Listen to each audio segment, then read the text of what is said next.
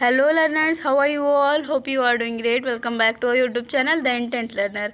तो ये वीडियो है हमारा डायरेक्ट एंड इनडायरेक्ट का इंट्रोडक्शन वीडियो। इस वीडियो में हम लोग डायरेक्ट एंड इनडायरेक्ट के सारे रूल्स डिस्कस कर रहे होंगे। तो चलिए वीडियो को शुरू करते हैं। वीडियो को शुरू करने से पहले अगर वीडियो में आप लोग नए हैं और चैनल को सब्सक्राइब नहीं किया है तो चैनल को सब्सक्राइब कर लो और अपने फ्रेंड्स के साथ भी शेयर करना, बेल आइकन को भी प्रेस करना मत भूलिएगा। तो चलिए वीडियो शुरू करते हैं। देखिए, आज का हमारा जो टॉपिक है वो है डायरेक्ट एंड इनडायरेक्ट। तो सबसे पहले हम डायरेक्ट एंड इनडायरेक्ट से रिलेटेड सारे रूल्स पढ़ेंगे, उसके बाद हम करेंगे एक्सरसाइज। तो चलिए शुरू करते हैं। यहाँ पे देखिए, सबसे पहले हम इंट्रोडक्शन देखते हैं। अंग्रेजी भाषा में किसी व्यक्ति द्वारा कही हुई बात को दो प्रकार से व्यक्त किया जा सकता है, एक डायरेक्ट स्पीच में और एक इनडायरेक्ट स्पीच में। मतलब हम इंग्लिश में दो तरह से बात को कह सकते हैं, एक डायरेक्टली और एक है इनडायरेक्टली। फिर उसके बाद लिखा है मॉडर्न इंग्लिश में इनडायरेक्ट स्पीच को रिपोर्टेड स्पीच कहते हैं। जो मॉडर्न इंग्लिश होती है उसमें इनडायरेक्ट स्पीच को रिपोर्टेड स्पीच कहा जाता है। तो चलिए अब एग्जाम्पल देखते हैं कि एक्चुअली में डायरेक्ट इनडायरेक्ट दिखते कैसे हैं। तो हमारा फर्स्ट एग्जाम्पल है example 1, Ram says Mukesh will go to the temple. ये है हमारा डायरेक्ट का एग्जाम्पल, डायरेक्ट स्पीच का एग्जाम्पल। अब सेकंड एग्जाम्पल है Ramesh says that Mukesh will go to temple. ये है हमारा इनडायरेक्ट स्पीच का एग्जाम्पल। अब हम इसके बाद डायरेक्ट से इनडायरेक्ट बनाने के जो रूल्स होते हैं, चेंज करने में जितने भी रूल्स लगेंगे उनको सीखेंगे। तो अब हम पढ़ेंगे चेंजिंग डायरेक्ट इनटू इनडायरेक्ट। देखिए, यहाँ पे एक सेंटेंस लिखा है, Ram said I am very busy now. ये है डायरेक्ट, जिसमें कॉमा इन्वर्टेड कॉमा लगा है, ये है डायरेक्ट स्पीच। अब यहाँ पे नीचे वाला सेंटेंस देखिए, ये लिखा है Ram said that he was very busy then. ये है इनडायरेक्ट। अब यहाँ से यहाँ पर आए कैसे हम, मतलब जब हमारा क्वेश्चन डायरेक्ट था तो हमने इनडायरेक्ट बनाया, तो बनाया कैसे? तो ये हम पढ़ेंगे नीचे के सारे रूल्स में कि इन रूल्स का ध्यान रखते हुए आप डायरेक्ट से इनडायरेक्ट में सेंटेंस को चेंज कर सकते हैं। देखिए, हमारा रूल नंबर 1 है इनडायरेक्ट स्पीच में इन्वर्टेड कॉमास को हटा देते हैं। इन्वर्टेड कॉमास क्या है? देखिए, यहाँ पे ये लगे हैं जो 2 कॉमास अपर साइड, तो इनको कहते हैं इन्वर्टेड कॉमास। ये शुरू में भी लगे रहते हैं और सेंटेंस की लास्ट में भी। तो ये है हमारे इन्वर्टेड कॉमास। तो ये कहा गया है कि डायरेक्ट से इनडायरेक्ट बनाते समय हमें इन्वर्टेड कॉमास को हटाना है। अब कैसे हटाना है ये सब हम इसी वीडियो में देखने वाले हैं। देखिए, हमारा जो सेकंड रूल है वो है रिपोर्टिंग वर्ब के बाद आने वाले कॉमा को नहीं लगाते हैं, मतलब इसको भी हटाना है। रिपोर्टिंग वर्ब क्या होती है? रिपोर्टिंग वर्ब होती है ये सेड। यहाँ पे क्या है? Reporting verb said. तो यही होती है रिपोर्टिंग वर्ब। रिपोर्टिंग वर्ब के बाद आने वाला कॉमा ये है। अब इसमें कहा जा रहा है कि रिपोर्टिंग वर्ब के बाद आने वाला कॉमा हटाना है, तो ये कॉमा अब हमको हटाना है। ठीक है, हम जब डायरेक्ट से इनडायरेक्ट बनाएंगे तो हमें ये कॉमा भी हटाना है और ये इन्वर्टेड कॉमा भी हटाना है। 2 रूल्स ये हो गए। अब तीसरा रूल देखते हैं। हमारा जो थर्ड रूल है वो है कॉमा के स्थान पर उचित कंजक्शन, जैसे कि दैट, इफ, वेदर का प्रयोग करते हैं। देखिए, कॉमा के स्थान पर कह रहे हैं कि उचित कंजक्शन, जैसे दैट, इफ या वेदर का यूज़ कर लेंगे। तो यहाँ पे हम सेंटेंस देखते हैं। देखिए, यहाँ पे कॉमा आया था तो कॉमा की जगह पे हमने लिखा था दैट। तो यही बात कही गई है कि आपको कॉमा हटाना है और कंजक्शन यूज़ करना है, और यहाँ पे कंजक्शन दैट यूज़ हुआ है। अब देखते हैं अगला रूल। देखिए, जो हमारा अगला रूल है वो है रिपोर्टेड पार्ट का पहला अक्षर स्मॉल लेटर से लिखते हैं।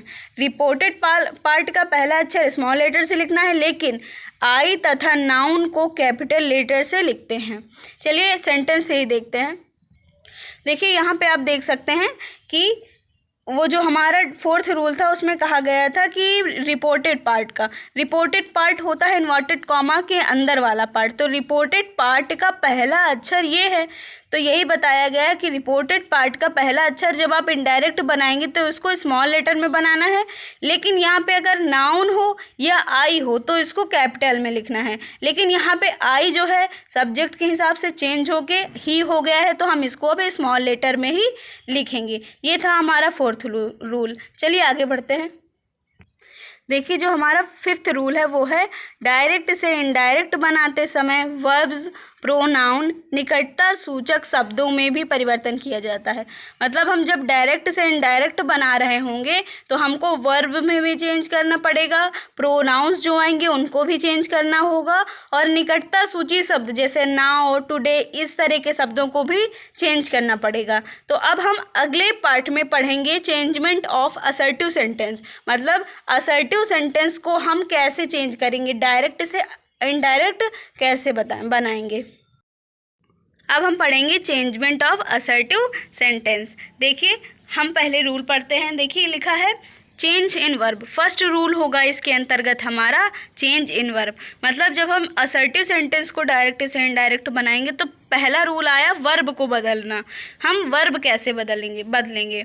यदि रिपोर्टिंग वर्ब प्रेजेंट या फ्यूचर टेंस में हो तो इन्वर्टेड कॉमा के अंदर वाले भाग की वर्ब के टेंस को नहीं बदलते हैं।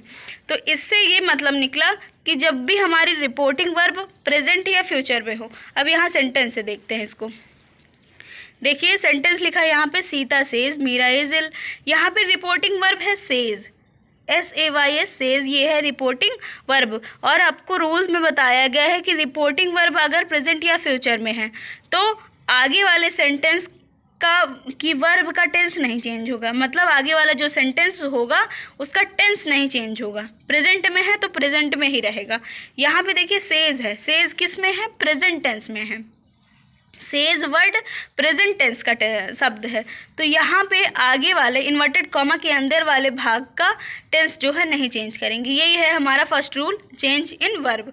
अब सेकंड एग्जांपल देखते हैं। लिखा है Mahesh will say Ramesh bathed in the Ganga. Ramesh will say यहाँ पे है फ्यूचर में, हमारी रिपोर्टिंग वर्ब किस में है, फ्यूचर में है, विल से लगा है, तो भी इन्वर्टेड कॉमा के अंदर वाला पार्ट का टेंस नहीं चेंज होगा। यहाँ पे बताया गया था प्रेजेंट या फ्यूचर में हो तो नहीं चेंज करेंगे। अब देखिए नेक्स्ट एग्जांपल देखते हैं। हमारा नेक्स्ट एग्जांपल है he has said to me Mohan has stolen a watch. अब यहाँ पे देखिए ही हैज़ सेड भी हमारा प्रेजेंट का ही वर्ब है। रिपोर्टिंग वर्ब किस में है, प्रेजेंट में है, और इसके बाद ऑब्जेक्ट आ गया है। देखिए जब भी क्या होगा, ऑब्जेक्ट होगा तो ये सेड जो है टोल्ड में चेंज हो जाएगा। अब आगे वाले में ये रूल्स पढ़ेंगे हम। तो यहाँ पे देखिए सेड क्या, हैज़ सेड किस में है, प्रेजेंट में है। तो जो कॉमा इन्वर्टेड कॉमा है इसके अंदर जो भी पार्ट लिखा है इसका टेंस नहीं चेंज होगा।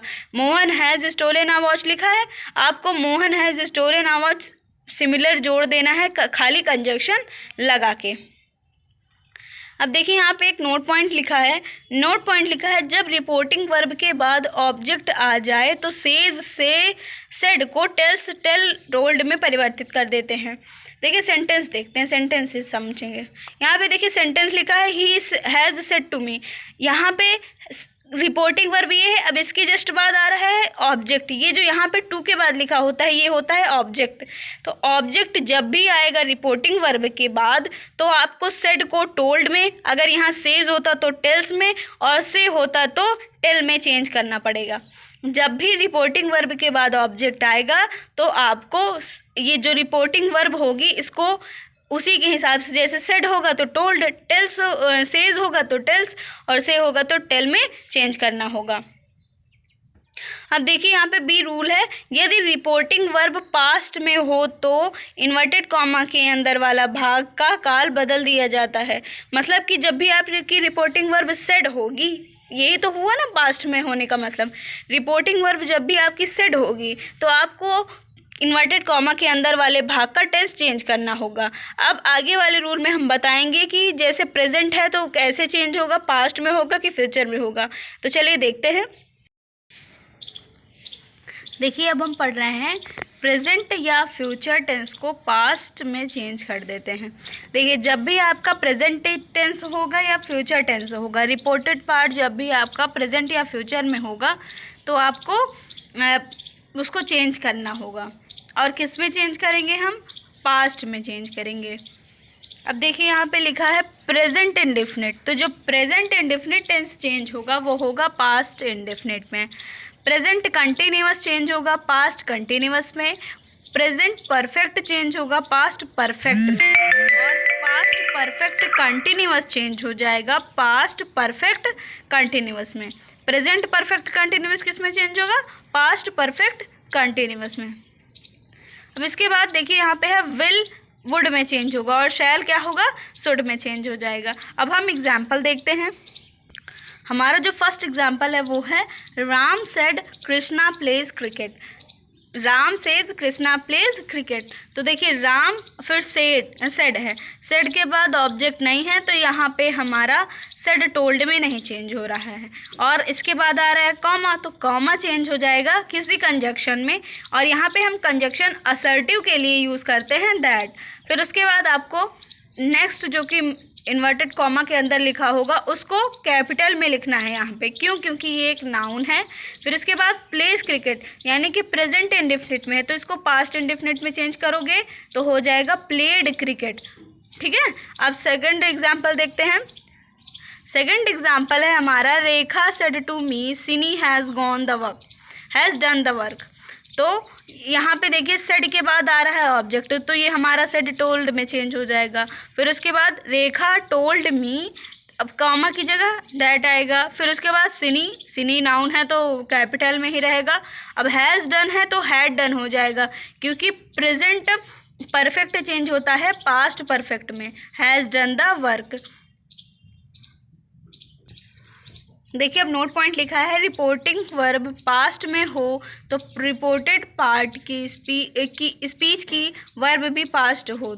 मतलब कि अगर रिपोर्टिंग वर्ब भी पास्ट में हो और रिपोर्टेड स्पीच की वर्ब भी पास्ट में हो तो क्या होगा?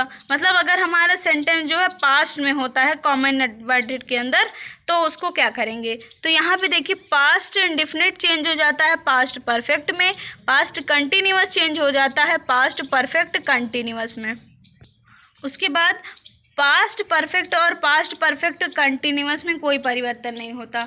मतलब इन्वर्टेड कॉमास के अंदर अगर आपका पास्ट परफेक्ट आ रहा है या पास्ट परफेक्ट कंटिन्यूअस आ रहा है तो हम उसमें कोई चेंज नहीं करते हैं।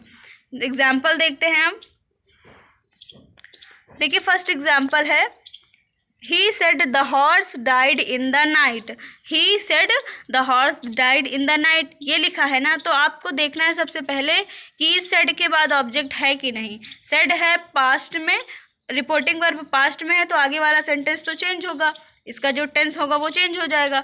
और जो सेड है इसके बाद ऑब्जेक्ट नहीं है तो हम सेड को टोल्ड में नहीं चेंज करेंगे, सेड ही रहेगा।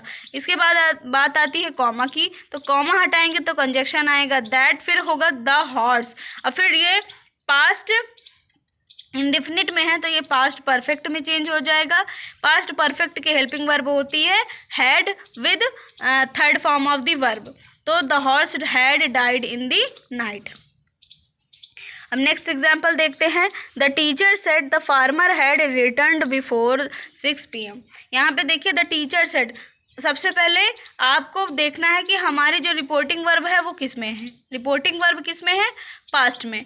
तो पास्ट में है तो आगे वाले सेंटेंस का टेंस चेंज होगा, तो ठीक है। और उसके बाद ये सेड के बाद ऑब्जेक्ट नहीं है तो ये टोल्ड में नहीं चेंज हो रहा है, तो द टीचर सेड, फिर कॉमा की जगह that, the farmer had return before, ये पूरा सेम आ जाएगा क्योंकि देखिए यहाँ पे पास्ट परफेक्ट कंटिन्यूअस में है। तो जब भी पास्ट परफेक्ट कंटिन्यूअस में टेंस होता है तो कभी चेंज नहीं करते हैं डायरेक्ट से इनडायरेक्ट बनाने में। तो आपको लिखना है the teacher said that the farmer had returned before 6 PM। अब देखिए नेक्स्ट रूल है, अगर रिपोर्टिंग वर्ब पास्ट में है और रिपोर्टेड पार्ट की क्रिया प्रेजेंट में है तो इनडायरेक्ट बनाते समय वर्ब में कोई बदलाव नहीं होता है। मतलब कि अगर रिपोर्टिंग वर्ब आपकी पास्ट में है और रिपोर्टेड पार्ट मतलब कॉमा इन्वर्टेड कॉमा के अंदर वाला जो पार्ट है वो प्रेजेंट इंडेफिनिट में है, तो आपका जो डायरेक्ट होगा वो इनडायरेक्ट बनाते समय कोई चेंज नहीं होगा उसमें, क्योंकि ज़्यादातर इस तरह के वाक्य साधारणतः यूनिवर्सल ट्रुथ या हैबिचुअल एक्शन के अंतर्गत आते हैं।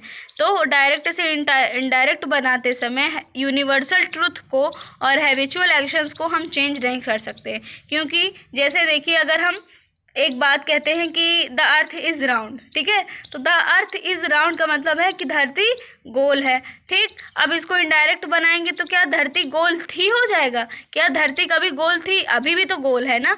तो ये इसलिए चेंज नहीं होता है क्योंकि ये सत्य बातें हैं, ये कभी बदलती नहीं है। आप इसको इनडायरेक्ट कहोगे या डायरेक्ट कहो या किसी भी काल में जाके कहोगे, आपकी ये बातें बदलेंगी नहीं, क्योंकि धरती हमेशा गोल है, गोल ही रहेगी और गोल थी, ठीक है। अब बात आती है सेंटेंस की, तो देखिए एक एग्जाम्पल से आपको समझाते हैं। यहाँ पे देखिए एग्जाम्पल लिखा है the teacher said the earth is round, ठीक है, यही बात है कि the teacher said that the earth is round, तो हमने इसको कंजक्शन लगा के जोड़ दिया है। सेड है, ऑब्जेक्ट नहीं है, तो इसका टोल्ड भी नहीं होगा, तो हमको इसको लिखना है the teacher said that the earth is round. उसके बाद नोट पॉइंट है, अगर रिपोर्टिंग वर्ब पास्ट में हो और रिपोर्टेड पार्ट की क्रिया में could, would, might, must, should आदि का प्रयोग हुआ हो तो इन शब्दों को वैसे ही लिख देते हैं। मतलब कि जब भी आपका रिपोर्टिंग वर्ब पास्ट में होगा और सेंटेंस के बीच में कहीं might, could, would, must, should ये सब वर्ड आएंगे तो आपको उनमें कोई परिवर्तन नहीं करना है। वो जो सेंटेंस होगा आपको कंजक्शन लगा के वैसा ही जोड़ देना है। अब आप एग्जाम्पल देख सकते हैं, यहाँ पे एग्जाम्पल लिखा है Meera said Ravi might entered the college next year.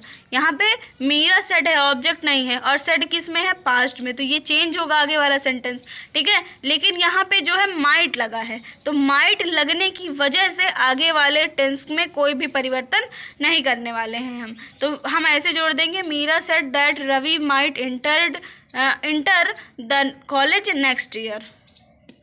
अब हमारा नेक्स्ट रूल होने वाला है प्रोनाउंस में परिवर्तन। अब हम देखेंगे कि प्रोनाउंस में कैसे परिवर्तन करते हैं। अभी तक हम देख रहे थे वर्ब में परिवर्तन, अब हम देखेंगे कि प्रोनाउंस को कैसे चेंज करेंगे। जैसे हमारा प्रोनाउन क्या होता है? आई, मी, माई, माइन, ये सब वर्ड होते हैं, तो इनको अब हम कैसे चेंज करेंगे।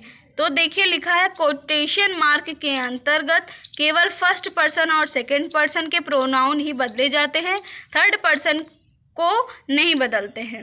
मतलब कि जब भी आपका इन्वर्टेड कॉमर्स के अंदर फर्स्ट पर्सन और सेकंड पर्सन होगा वही चेंज होगा, अगर थर्ड पर्सन के प्रोनाउन आ गए तो वो नहीं चेंज होंगे। अब यहाँ पे देखिए लिखा है फर्स्ट पर्सन, थर्ड पर्सन और सेकंड पर्सन के कितने प्रोनाउन होते हैं और कौन कौन से होते हैं। देखिए फर्स्ट पर्सन के अंतर्गत आते हैं आई, मी, माई, माइन, वी, आवर, आवर्स। तो ये चीज़ें आपको पता होनी चाहिए कि फर्स्ट पर्सन के अंतर्गत कौन से प्रोनाउंस आते हैं। तो फर्स्ट पर्सन के प्रोनाउन क्या है? आई, मी, माई, माइन, वी, आवर, आवर्स, ठीक है। तो आपको ये चीज़ ध्यान में रखनी है। सेकंड पर्सन के प्रोनाउन देखते हैं। सेकंड पर्सन के प्रोनाउन है यू, यो और योर्स, यू, योर और योर्स।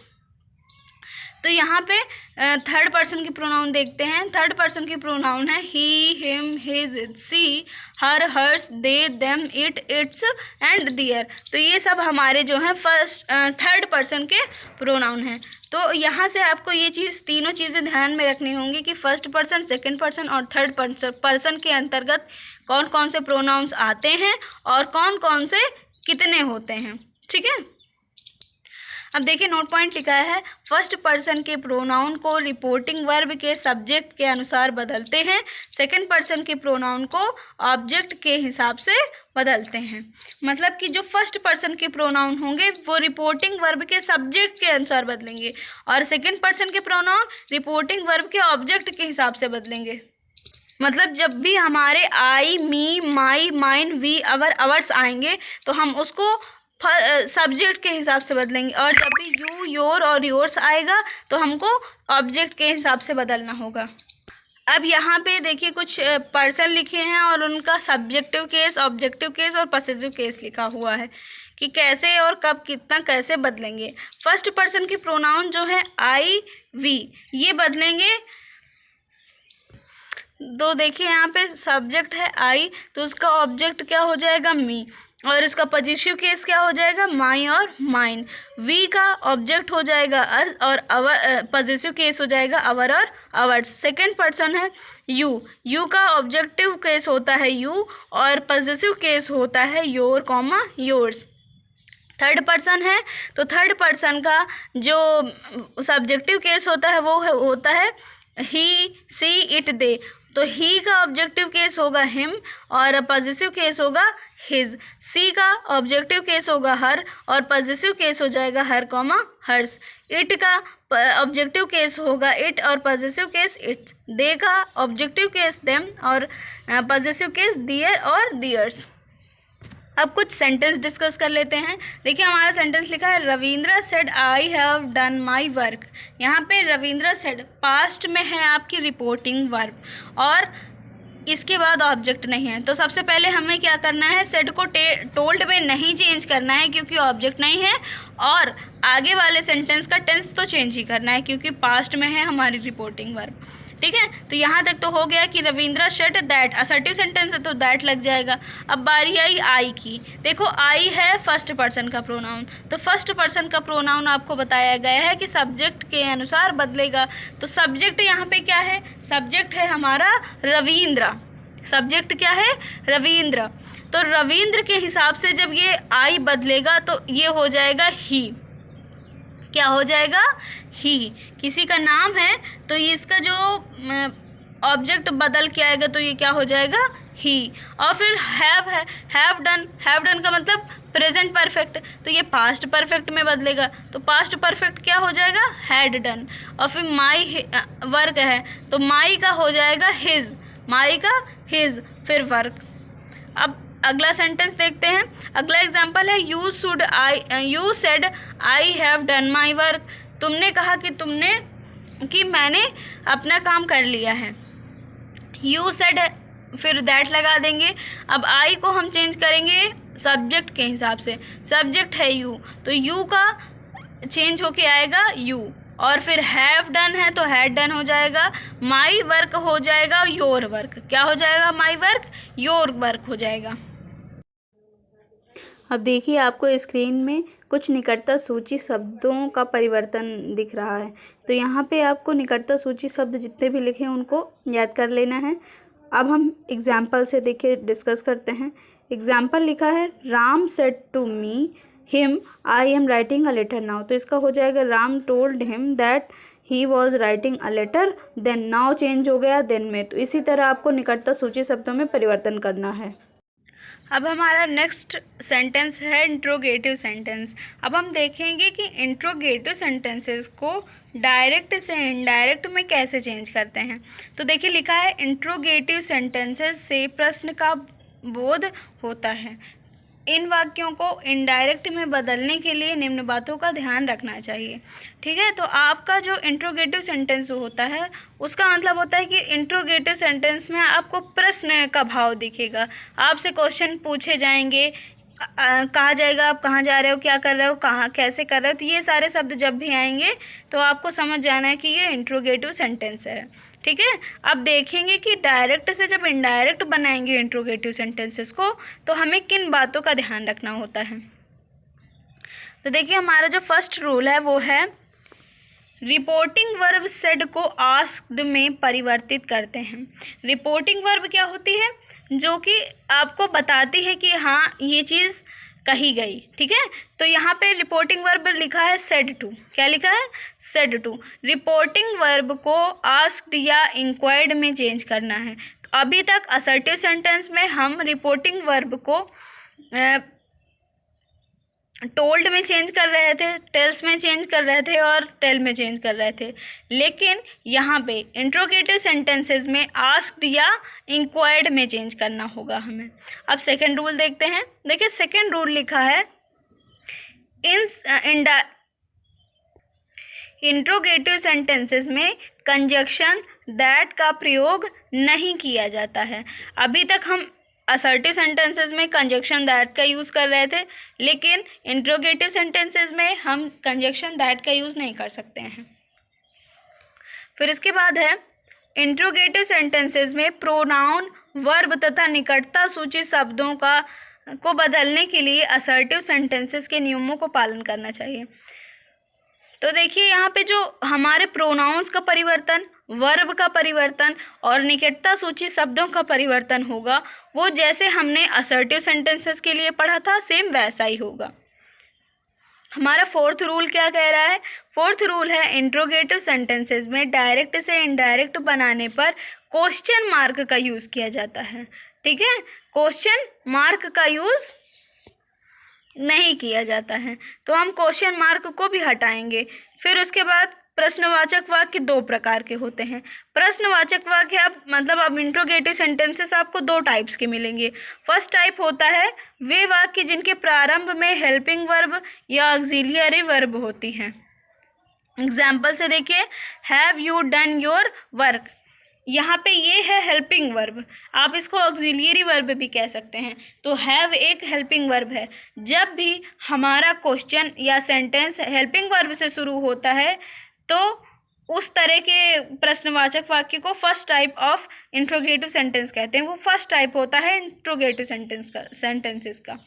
अब सेकंड टाइप क्या होता है? तो सेकंड टाइप होता है वे वाक्य जिनके प्रारंभ में WH वर्ड आते हैं, जैसे who, where, which, why, what, how, when आदि शब्द होते हैं।